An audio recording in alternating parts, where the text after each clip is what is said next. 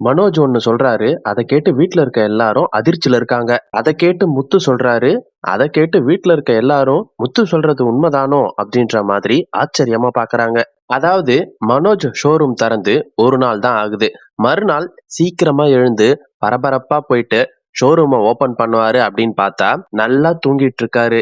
ரோகிணி எவ்வளவு எழுப்புனாலும் அசர்றதா இல்ல. மொரட்டு தூக்கம் தூங்கிட்டு இருக்காரு. இது தெரியாம விஜயா தன்னோட மகனை பத்தி, மனோஜ பத்தி புகழ்ந்து பேசிட்டு இருக்காங்க. அண்ணாமலை கிட்ட சொல்றாங்க, "பாத்தீங்களா நம்ம பையன் உருப்பட மாட்டான். அவன் பொழைக்க தெரியாதவன்லாம் சொல்லிட்டு இருந்தீங்களே. இப்ப பாருங்க எவ்வளவு பொறுப்பா காலையிலே எழுந்து நம்ம கண்ணுல படுறதுக்கு முன்னாடியே போய் கடைய தொறந்து வியாபாரம் பண்ணிட்டு இருக்கான். அவனுக்கு எவ்வளவு பொறுப்பு வந்துடுச்சு பாத்தீங்களா?" அப்படின்னு புகழ்ந்து தள்ளுறாங்க. அந்த நேரத்துல ரோகிணி வராங்க.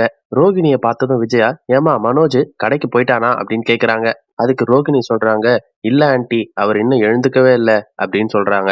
இத கேட்ட விஜயா, "என்னது எழுந்துக்கவே இல்லையா? இவன போயிட்டு இவ்ளோ புகழ்ந்தனே" அப்படின்னு எல்லாருமே போயிட்டு மனோஜ எழுப்புறாங்க. ஆனா மனோஜ் எழுந்துக்கவே இல்ல. "அம்மா இன்னைக்கு எழுப்பாதீங்க. நேத்து தானே கடைய ஓபன் பண்ணோம். இன்னைக்கு ஒரு நாள் நான் ரெஸ்ட் எடுத்துக்கிறேன். எனக்கு ரொம்ப டயர்டா இருக்கு. இன்னைக்கு ஒரு நாள் லீவ் விடுறதால ஒண்ணும் ஆகப் போறதில்ல. அப்படி திறந்தே ஆகணும் அப்படின்னா, ரோகிணி நீ வேணா கடைக்கு போ. நான் இன்னைக்கு ரெஸ்ட் எடுத்துக்கிறேன்." இத கேட்ட எல்லாரும் அதிர்ச்சி அடைஞ்சுட்டாங்க. அடச்சே! இவனுக்கு போய் கடைய ஓபன் பண்ணி கொடுத்தோமே அப்படின்னு விஜயா தலையிலேயே அடிச்சுக்கிறாங்க.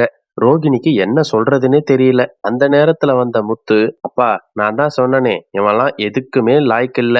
என்னமோ சொன்னீங்க, இவன் வேலைக்கு போக தான் லாயக்கு இல்ல. பிசினஸ்லாம் சூப்பரா பண்ணுவான் அப்படின்ற மாதிரி புகழ்ந்து தள்ளுனீங்களே. இவனை பாத்தீங்களா? இவன் கடைசி வரைக்கும் வேலைக்கும் போகமாட்டான். எந்த வேலையும் உருப்படியா செய்ய மாட்டான். இவன் ஒரு ஒண்ணா நம்பர் சோம்பேறி." இத கேட்ட விஜயாவும் ரோகிணியும், இந்த முத்து சொல்றது உண்மைதானோ அப்படின்ற மாதிரி ஆச்சரியமா பார்த்துட்டு இருக்காங்க. அப்பதான் விஜயாக்கு புரியுது.